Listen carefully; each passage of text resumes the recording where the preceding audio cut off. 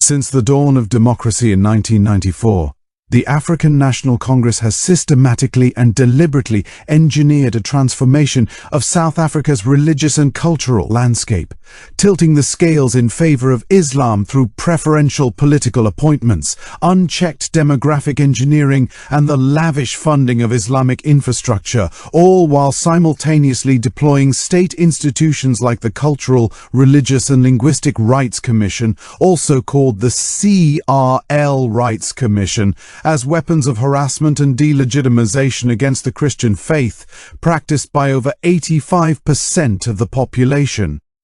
Within the very first cabinet of the new dispensation, Muslims, who represented a mere 1.5% of the citizenry, were handed more than 10% of ministerial portfolios, a staggering overrepresentation that was no accident, but a clear signal that this minority community would enjoy a seat at the highest table of power, embedding its priorities into the foundational governance structures of the nation.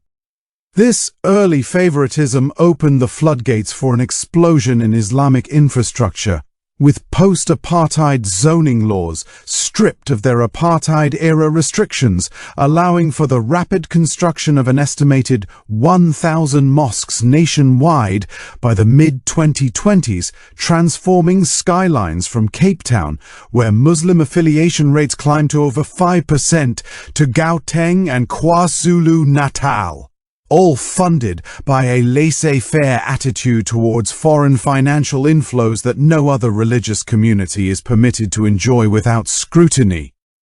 The ANC's open border policies and targeted immigration strategies have served as a demographic pump, deliberately swelling the Muslim population from roughly 650,000 in 1994 to nearly 1 million by the 2022 census, a growth that far outpaces natural increases and includes the aggressive importation of tens of thousands of African and South Asian Muslim migrants who form concentrated enclaves, fundamentally altering the religious composition of communities and creating voting blocs that the ANC actively courts. While the Muslim population expands through policy-driven migration, the government has simultaneously presided over the creation of a parallel Islamic economy, most notably through the halal certification sector, which has ballooned into a multi-billion rand industry, with bodies like the South African National Halal Authority dictating terms to the entire food and consumer goods supply chain, imposing what critics rightly describe as a hidden tax on the Christian majority by embedding religious compliance costs into everyday products. Yet when Christians have lodged complaints with the CRL Rights Commission about this creeping economic imposition, their voices have been met with bureaucratic silence and inaction year after year since 2018. The education sector has been ceded to Islamic expansionists, with ANC policies enabling the proliferation of hundreds of Islamic schools, both registered and unregistered, that operate with minimal oversight, many funded by international networks from Al-Azhar to Gulen-inspired movements, insulating tens of thousands of young Muslims from the mainstream South African culture and fostering a parallel society where curricula blend secular subjects with religious instruction that often promotes values antithetical to the pluralistic, Christian-founded ethos of the nation, all while Christian parents struggle to maintain the Christian character of public schools amidst aggressive secularization. On the political stage, the ANC has abandoned all pretense of neutrality, with President Cyril Ramaphosa himself donning Palestinian regalia and chanting slogans of resistance in mosque pulpits, hosting iftar dinners with Muslim leaders as overt electoral courtship, and forming governing coalitions with minor Muslim parties like Al-Jama'ah that resulted in a Muslim mayor for Johannesburg, demonstrating that political power and resources flow to those who align with the Islamic crescent, not the Christian cross. Nowhere is the ANC's war on Christianity more nakedly exposed than in the operations of the CRL Rights Commission, a Chapter 9 institution stocked with presidential appointees who have for years used their mandate as a cudgel to beat the Christian faith into submission. When the Commission launched its nationwide hearings on the so-called commercialization of religion, the targeting was so brazen it defied statistical probability. With 68 out of 85 summonses, a staggering 80% directed exclusively at Christian pastors, singling out charismatic, Pentecostal and African independent church leaders for public humiliation and scrutiny, while a mere handful of representatives from Judaism, Hinduism, Islam and other faiths were asked to appear, a grotesque imbalance that can only be explained as a deliberate attempt to stigmatize the majority faith. The 2017 report that emerged from these hearings, despite documenting genuine but isolated abuses, like congregants eating grass or drinking petrol,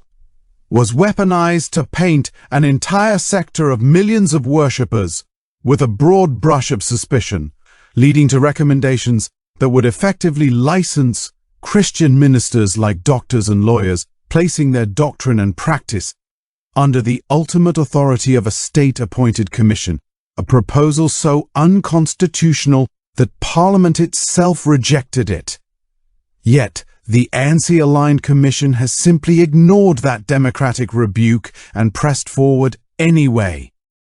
By 2025, the commission had resurrected these very same discredited proposals under the guise of a Section 22 ad hoc committee,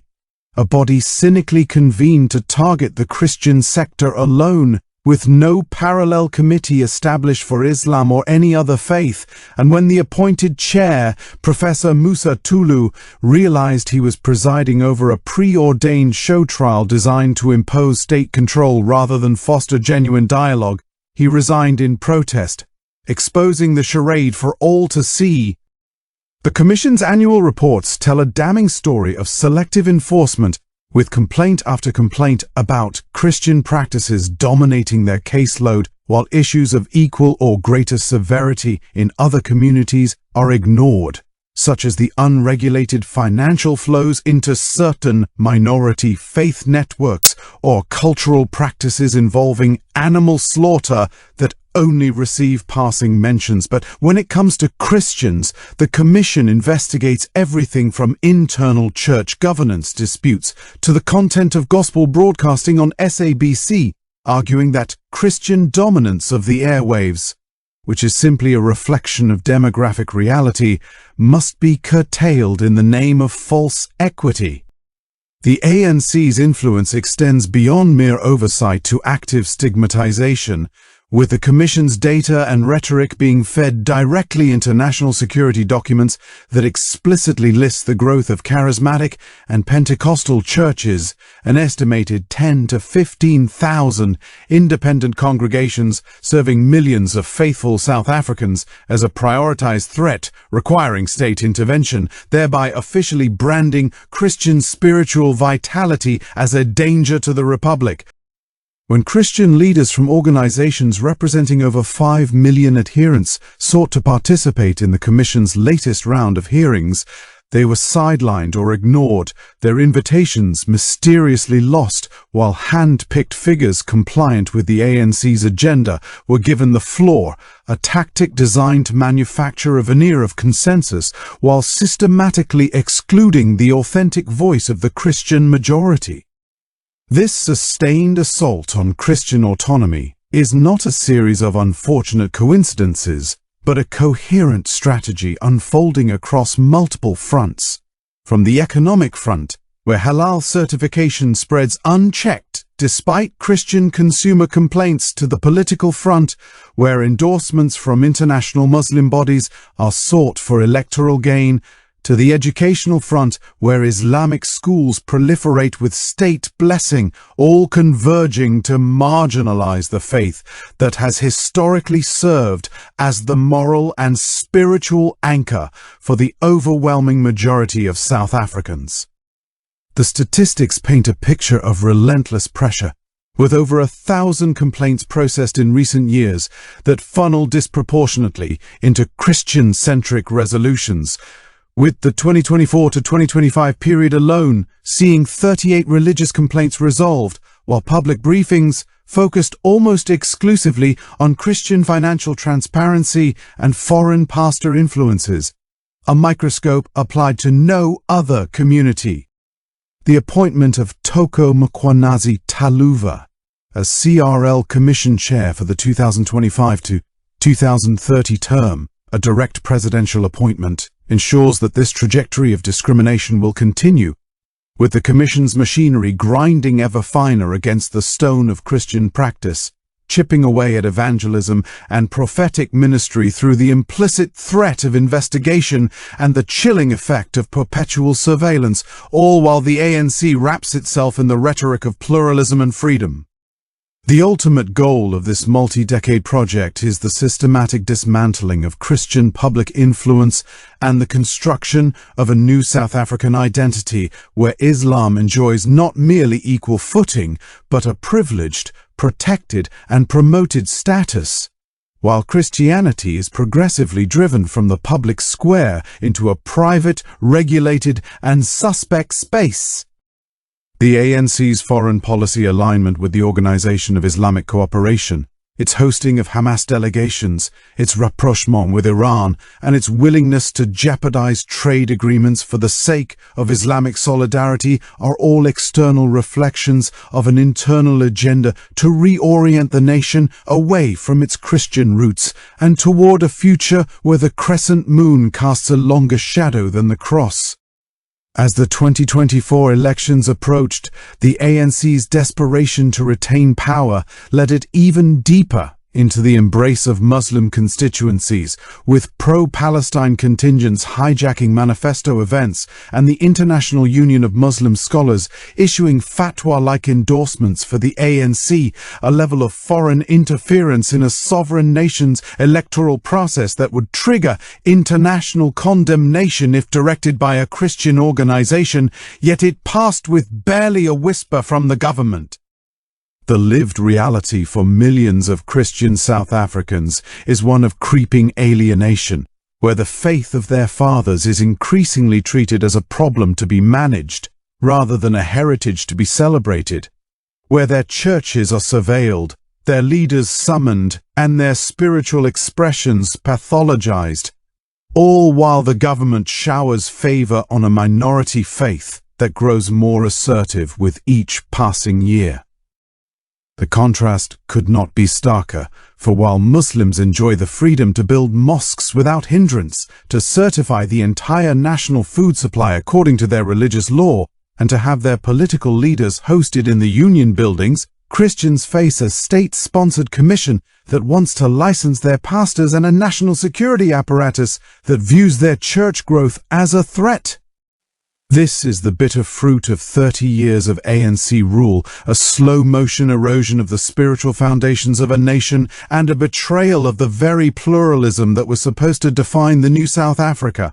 The evidence is overwhelming, the facts undeniable, and the trajectory clear.